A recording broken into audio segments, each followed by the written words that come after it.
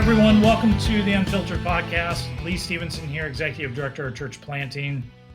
I'm Danny Parmelee and oversee church planting for Converge Mid-America. And this is the Unfiltered Podcast, just real conversations about church and anything else that Danny and I feel like talking about.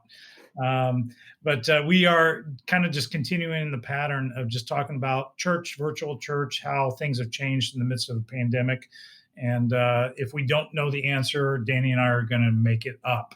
That's what we do. It works every time. Fake it before you make it, right? In our mind, it works. So our listeners may be a little bit different. But a question for you, Danny, as we get started. I know for so many years, church planting, the focus was you feel like you're a real church when you get a church building. Yeah. Now part of the problem is we've got a whole bunch of church buildings that nobody can actually meet in. And so, you know, our buildings have been used, at least hopefully they've been used for churches that have buildings as an evangelistic tool. How do you think this has changed? I mean, will buildings still be effective for ministry and evangelism post-COVID? I'm curious what your thoughts are. Yeah, great question. And I love talking about buildings and real estate stuff just in general. And this is obviously fascinating now with exactly what you said, where we can't really gather in them anymore. So what's going to happen post-COVID? One of the things that as I've been discussing with church planners, because we have a number that aren't in buildings yet or have been kicked out of their buildings, especially movie theaters and schools who have said, hey, I'm sorry, we can't take on the risk. We're trying to protect people. And they said, so I need to go find a building. What should I be looking for? Well, a couple things come to mind in that. Number one is because so much has gone to virtual, it may be more important to be looking at where you can have some amazing studio space than the actual seating capacity of the church, where before it was like, wow, we found a place with 600 seats. You had to have good seats and a parking lot and good children's ministry, where now I would say, hey, maybe on that list, you really ought to be looking for studio space for where you're going to be able to record and edit, and your, the production element of being able to put your stuff that's online. Not that those other things aren't still important, but for some people that might even be the number one thing that they need to look at. The other thing is I think that it opens up opportunity for a lot more shared spaces. So in other words, you could collaborate with other churches because you're not fighting maybe as much for that space during that 10:30 on Sunday. Even if you go back to in-person services, I just feel like there's opportunity for more collaboration here. And then the final thing that has come to mind is that I do think that church buildings may then be used in other ways throughout the week. And this goes right back into community engagement. So if less of the focus is how you're, producing the Sunday service, it might open up some different opportunities for the building to be used for other things, whether that's, social needs and food distribution or tutoring now that school is all up in the air. Maybe it is some sort of daycare because parents need a different way to kind of work from home. I don't know. I just think that there's going to be a lot more possibilities for church buildings to be used differently. I do think we're going to have to figure out how to maximize the facility usage throughout the entire week, and how to leverage partnerships for the community in the way that the buildings are used.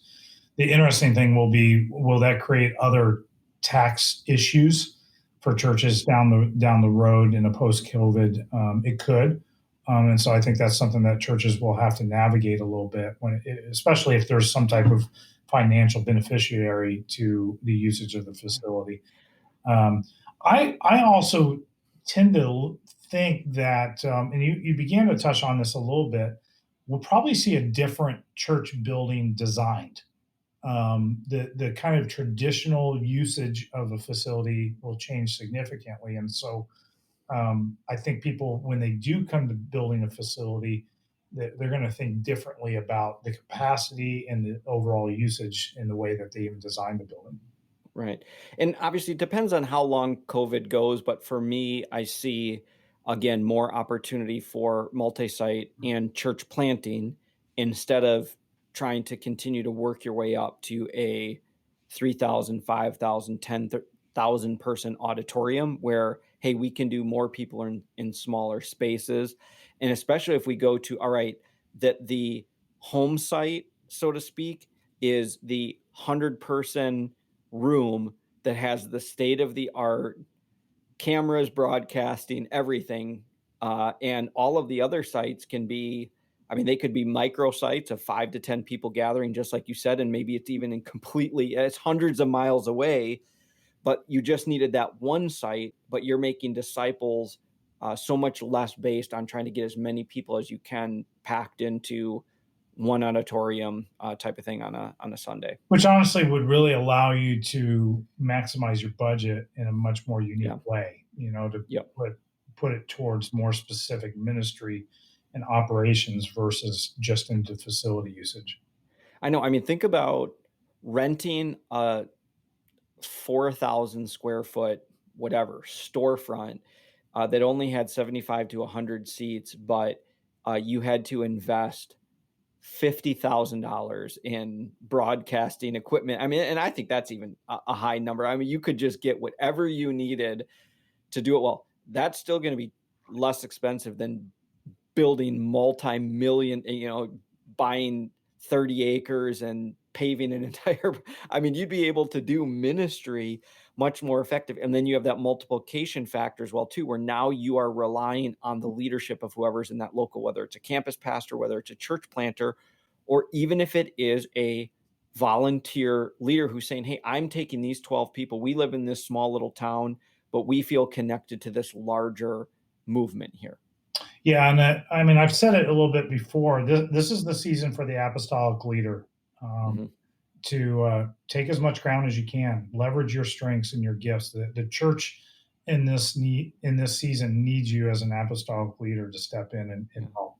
Yeah. And going back to your question, so do I think that buildings are going to be important? Yeah, I actually do. I still think that buildings communicate um, Permanent. permanency, longevity. It also gives you the freedom. So I know a lot of church planners are doing borrowed space right now to do their live stream. Like, hey, we're borrowing this other church's basement. We've got a setup and we've got a takedown. Whereas even if you had a smaller space, it's yours. You own it 24/7. Because now we're talking way beyond just Sunday services. Hey, we're going to record our discipleship curriculum. We're going to be doing our small groups from here. We're going to do a chat. We're going to have all the leaders come in, and so you can meet them all. Yeah, I mean, to me, the possibilities are endless. You're just having to look at, okay, well, now I need, yeah, just the space is used different. But if you own it or you have the access to it 24/7, it's still an important kind of component to it.